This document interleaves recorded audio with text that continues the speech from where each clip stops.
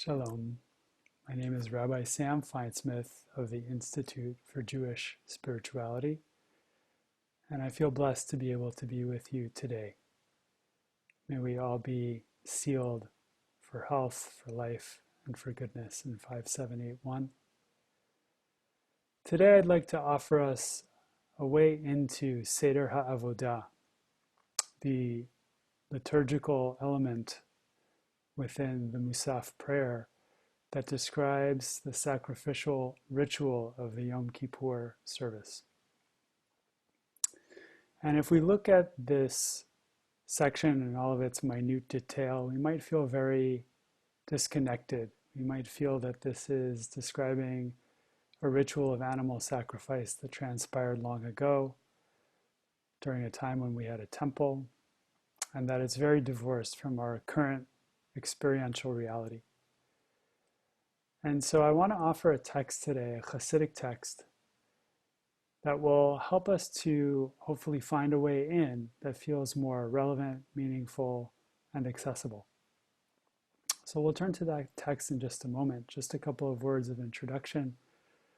This text was composed in 1919 as a homily on Erev Yom Kippur, a sermon delivered by Rabbi Shmuel Bornstein, also known as the Shem Yishmuel or the Sochachover Rebbe. Sochachov was a satellite village not too far away from Warsaw.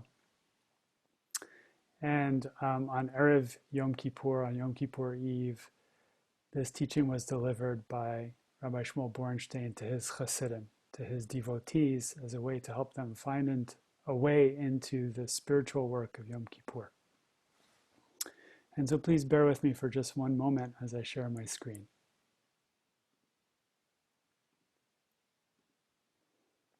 Here we have the text.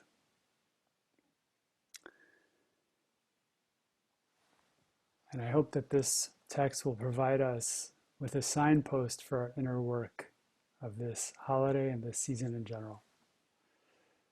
So our teacher turns first to Leviticus 16, the chapter which describes the first Yom Kippur sacrificial service that was conducted by Aaron, offering all of the detailed prescriptions. And one of those prescriptions is to collect 2 identical goats and to cast a lot, and through the lottery to separate them out. One was to be offered as a sacrifice to God on the altar and to go up in smoke.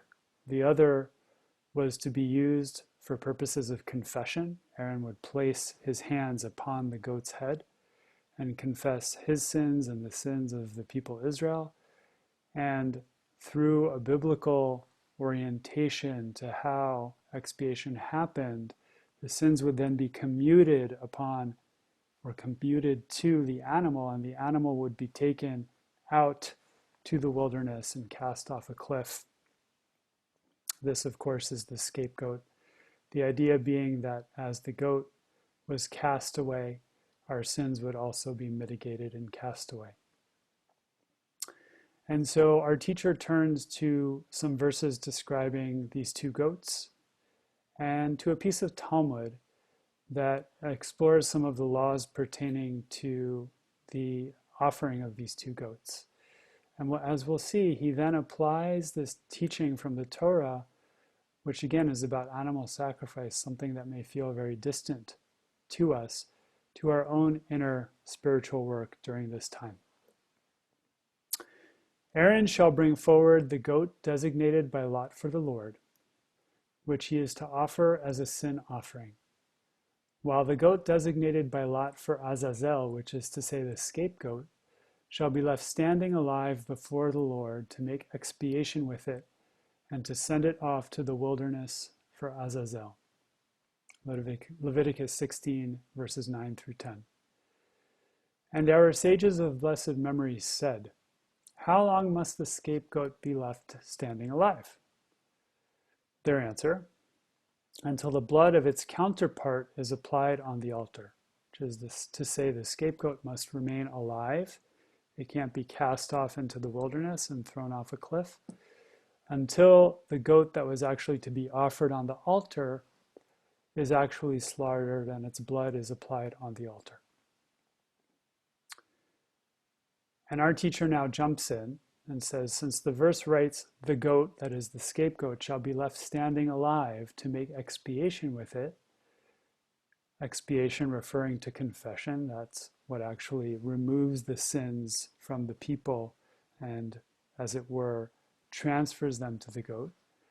We can infer that the application of the blood of the goat remaining in the sanctum, which is to say the goat that went up in smoke, must transpire before confessing over the scapegoat, just as described in the Seder Ha-Avodah service, which is how the ritual is described in the section of the liturgy that describes the high priest's sacrificial service during Yom Kippur, which is to say, first we offer the goat to God, the goat that is actually raised on the altar and goes up in smoke. And only after that does Aaron confess the sins of his own household and of the people while placing his hands on the scapegoat, and then send the scapegoat out to the wilderness.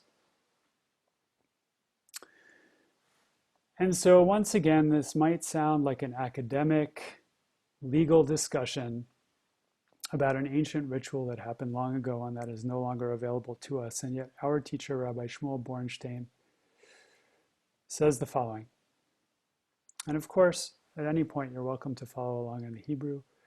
We can offer a reason based on what my esteemed and holy father stated. Rabbi Bornstein's father was the first Rebbe of Sochachov, Rabbi Avraham Bornstein, and he taught that the goat designated for the Lord is meant to elevate the good in us, while the scapegoat is meant to cast aside what is harmful in us. So our teacher just made an interesting turn. He's taking these goats and suggesting that they each symbolize something in us, something that's happening in our inner life. And so this text is already no longer about an ancient arcane ritual, but now it's about us. And he goes on to say, the goats thus correspond respectively to turn from evil and do good, from Psalm 34:15, which is to say that the scapegoat represents turning away from evil, and the goat that was offered in the temple itself that went up in smoke represents doing good.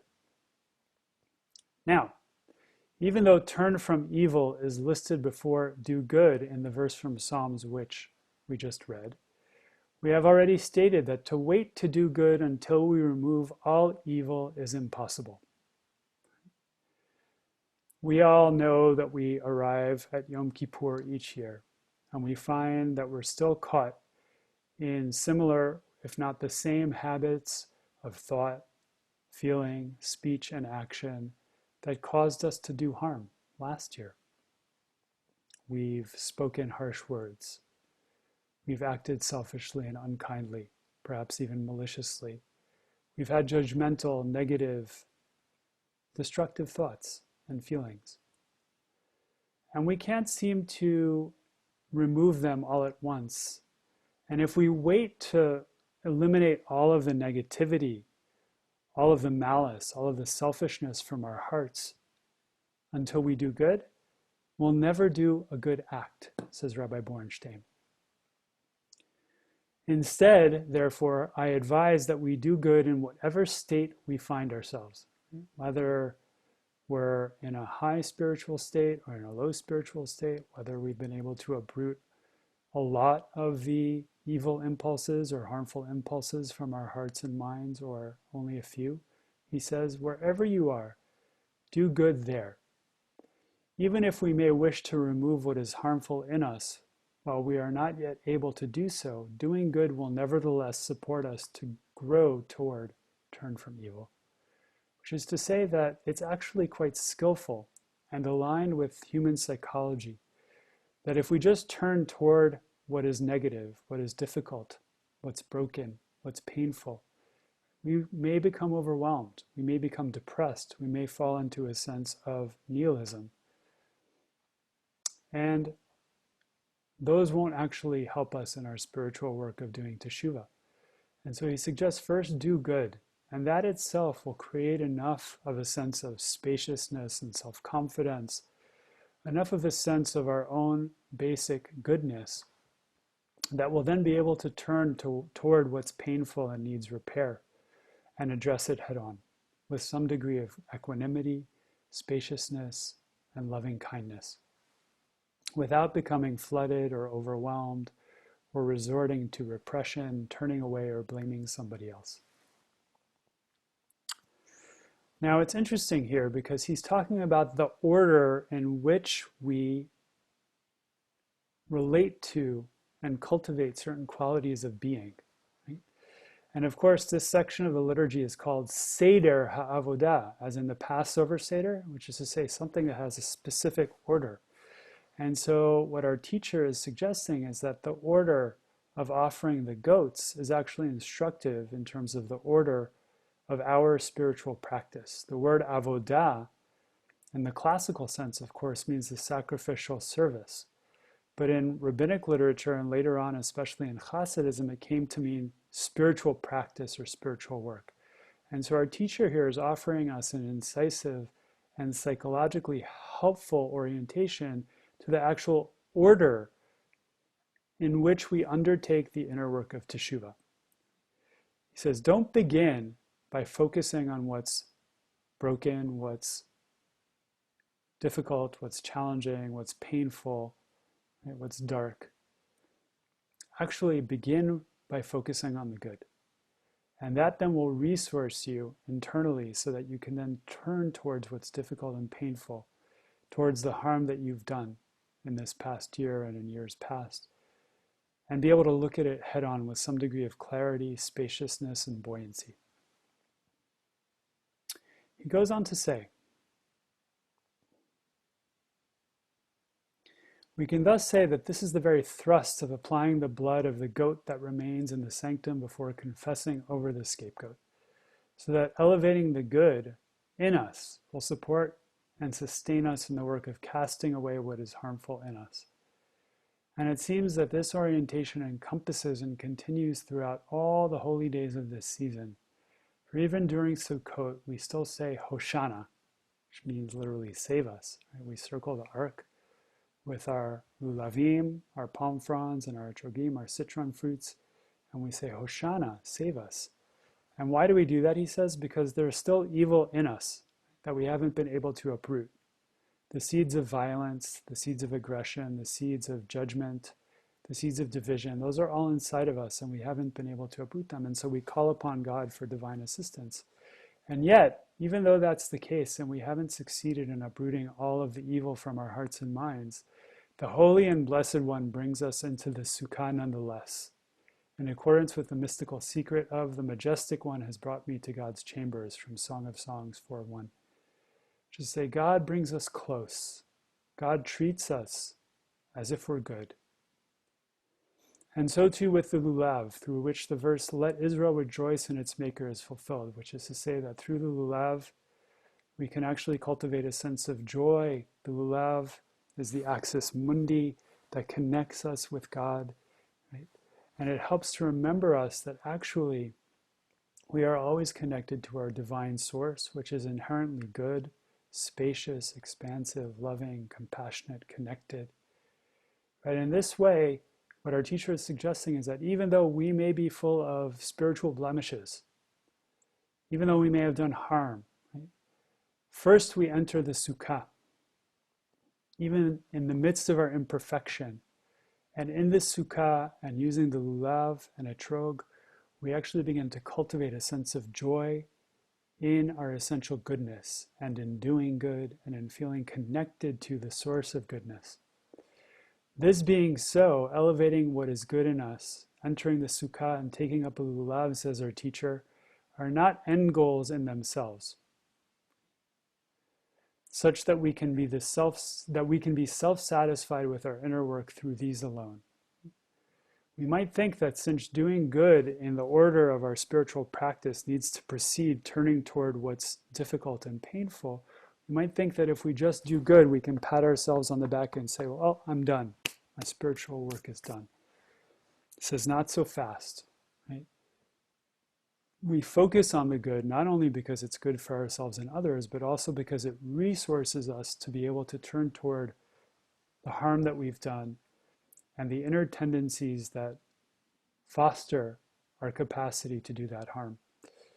And we can do that with a greater degree of stability and balance so that we don't shy away from what we see and can actually then give attention and offer ourselves in a way that will afford repair.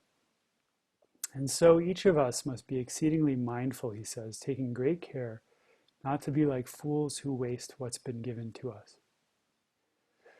What I'm taking away from this text is that we've been given this amazing opportunity during Yom Kippur to do teshuvah, right? To ask for forgiveness, to try and repair harm. And he says that's an amazing opportunity. Don't waste it by focusing on the negative and becoming so mired in the negative that you get so down on yourself that you just become depressed, because that'll just immobilize you. It'll cause you to freeze, and it'll convince you that growth will never be possible. He says instead, as a way of really taking advantage of this opportunity, begin by focusing on the good, and then turn toward what's difficult, what's painful, and what's been a cause of division and violence and separation. And then you'll be able to actually do the repair in a way that's going to be genuinely helpful. And to me, this whole season is undertaken in that spirit. We come through Rosh Hashanah and Yom Kippur, and we really make a sincere effort to do teshuvah, to repair and right wrongs, to make amends, right? But to me, what always sticks out to me that is so beautiful is we come to do that work in a context of goodness, right? Couched within the intention to really show up in a way that's loving, that's compassionate, that's kind, and to show our best face when we show up to pray with one another, whether on Zoom or in person, right? To actually show up in a way that's deeply compassionate and loving with each other. And we don our best face in that regard. I want to turn now to a quick piece from a book that I've been reading, How Not to Be a Hot Mess, a Survival Guide for Modern Life, from Craig and Devon Hayes, because this will really bring it home for us. It's based in some of the science, as well as in some kind of a deep understanding that both of these authors have about the inner workings of our spiritual lives. And they say, see the good. In our tradition, we call that ayin tova, looking for the good. How many of us train our eye to see the good? How many of us train our ear to hear the good? And how often in our daily rush of bad news, bad politics, and bad hair days does the mind incline itself toward what's already good? Negativity bias is the simple but powerful idea that we as humans are more likely to see what's bad than what's good. Why? Most likely it's evolution. Evolution doesn't care whether you're happy. Evolution just cares whether you pass genes along. And so if you're living in a jungle with a bunch of attack cats and poisonous snakes, better to be on high alert all the time and a little stressed out than relaxed and happy and dead at 16. Maybe all that made sense 10,000 years ago, but these days with the advent of the information age, our negativity bias is continually enforced. Think about what happens when you actually read the news, right? Negativity, negativity, negativity, negativity, which means that your negativity bias is being confirmed and confirmed and confirmed until all you see when you look at our world is people doing bad stuff and the planet going up in flames. But here's the thing. Oops.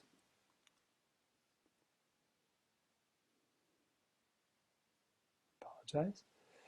Most people, most of the time, actually treat each other pretty okay. And though we are in the midst of an ecological crisis that needs to be addressed yesterday, we can still train the mind to look right now, in this present moment, at everything that is going right. Not because we are trying to fool ourselves, but because we have already been fooled And we need to reset the focus and look with fresh eyes at what is already true so that we can build the resilience we'll need to address all the things that have to get done today, tomorrow, and for all the days after that.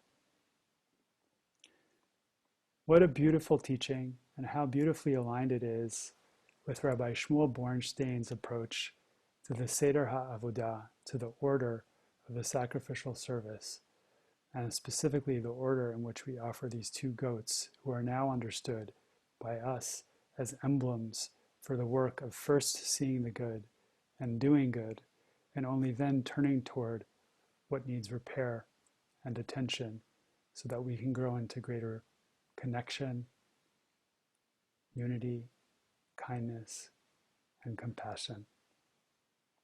So what I'd like to offer now is a brief meditation to help us take these ideas and embody them in our lived experience so that they're not just abstractions, but can actually transform how we show up in our lives, and especially during this day of Yom Kippur.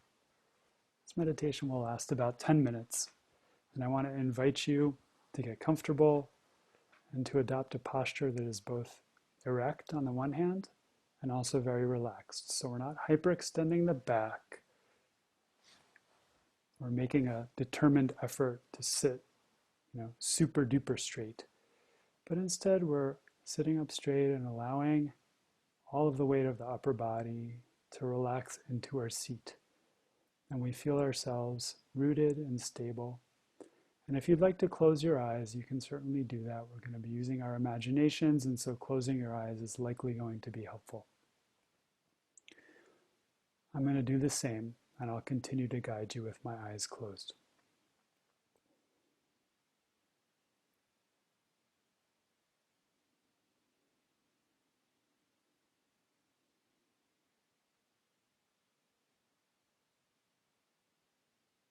So just take a moment to focus on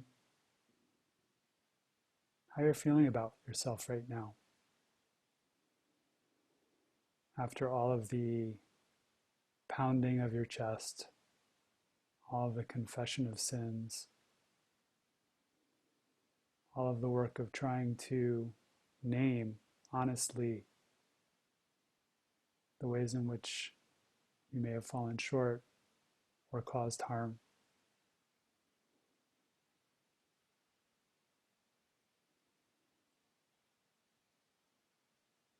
Just notice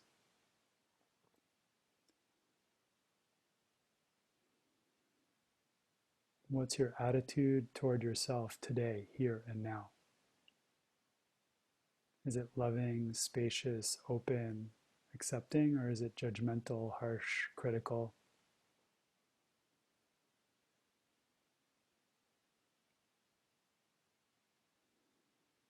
There's nothing to change, just notice. Just observe with kind curiosity.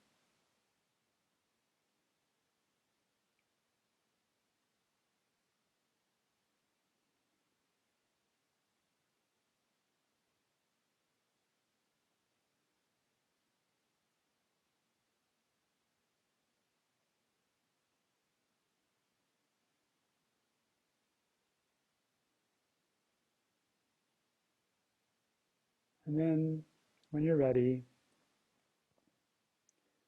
I want to invite you to practice a little body awareness, which will set us up for the next phase of this meditation practice by helping you to become a little bit more present, a little bit more sensitive to what's happening moment by moment in the body.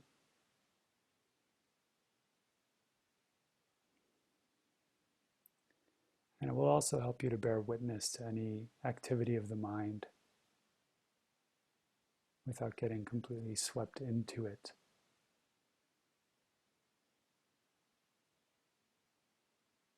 And so you can gather your focus into the rising and falling of your breath. And if that feels like a safe home base, make a sincere effort to sustain your attention moment by moment with the feeling of the breath entering and leaving the body, whether in the belly in the rib cage, or in the nostrils. But if the breath doesn't feel like a safe home base, instead you can focus on sounds. Sounds in the room you're in, beyond the room. Sounds in your own body. We're not trying to interfere here or change anything. We're simply becoming aware of what is, moment by moment, and trying to meet it with a warm, non-judgmental, loving demeanor.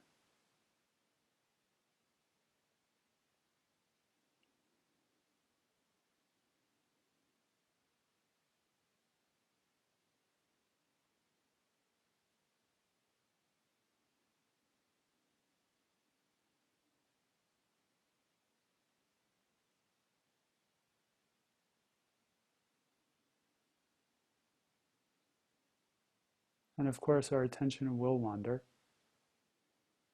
That's just part of being a human being with a mind.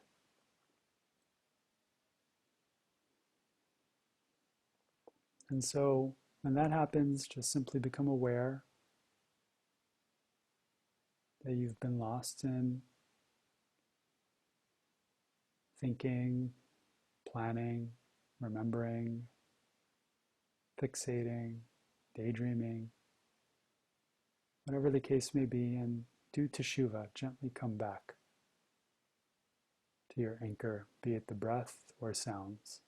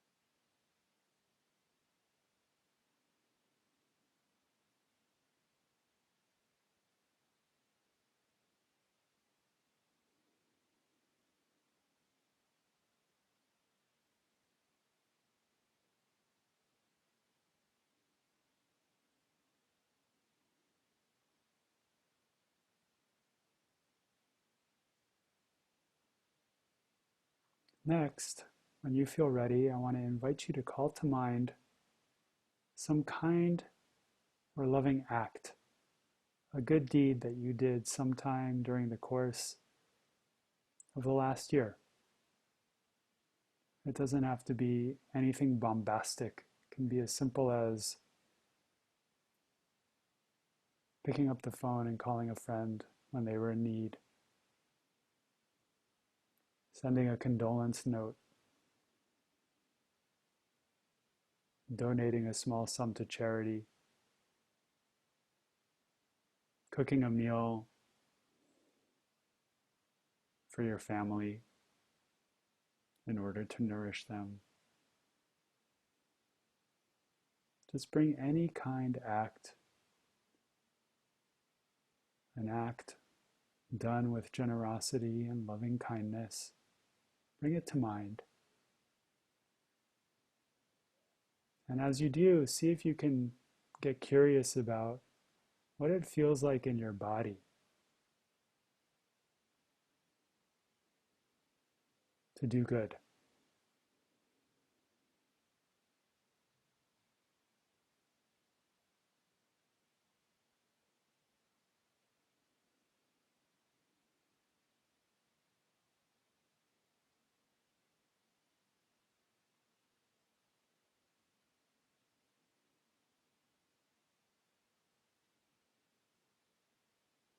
And you might especially give some attention to the area of your heart, that area in your body, as you focus on this memory.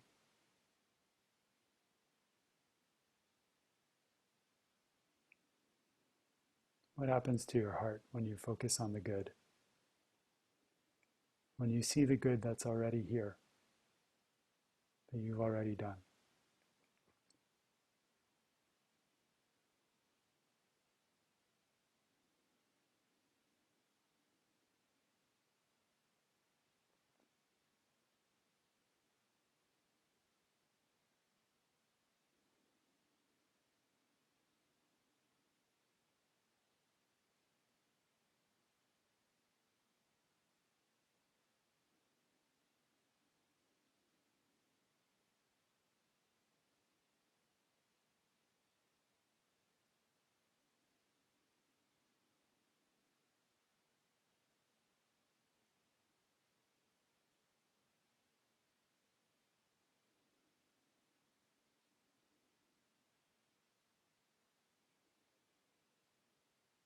And so right here and now, notice what it feels like to rejoice in, to take pride in, to celebrate the good,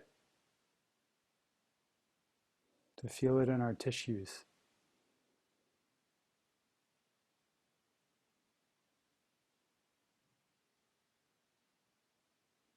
And remember this feeling even as you move into the rest of the Yom Kippur service, because the one orientation to refraining from harm is to try and subdue ourselves into being the people we hope to be through the sheer power of our will. Perhaps a more helpful and healthy and supportive orientation, as our teacher, the Shem Yishmuel, teaches, is that of recognizing how attractive it is to do good, how restorative and elevating it is. And thus we might be drawn to do more and more and more and more and more good.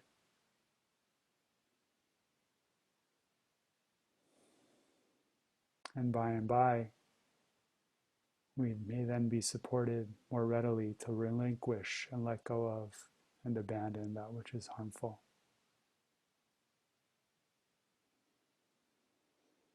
And even if we cannot do so, at least we can look at it more clearly with a greater sense of balance, without becoming frozen or falling into self-recrimination or self-doubt, but instead cultivating the confidence that in time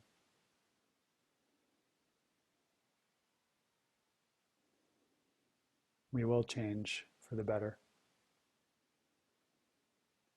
and we will grow into the people we hope to be this year, and God willing, in years to come.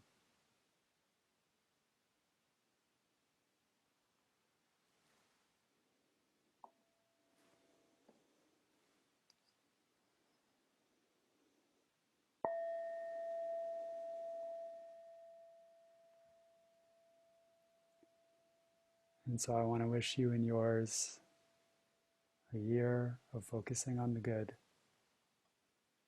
following the good, chasing after the good. And as you do, may you develop the inner buoyancy and strength to be able to turn toward what needs repair and address it with courage, clarity, balance, and an open heart. Gmar Chatima Tova. May you all be inscribed for life, for health, and for goodness.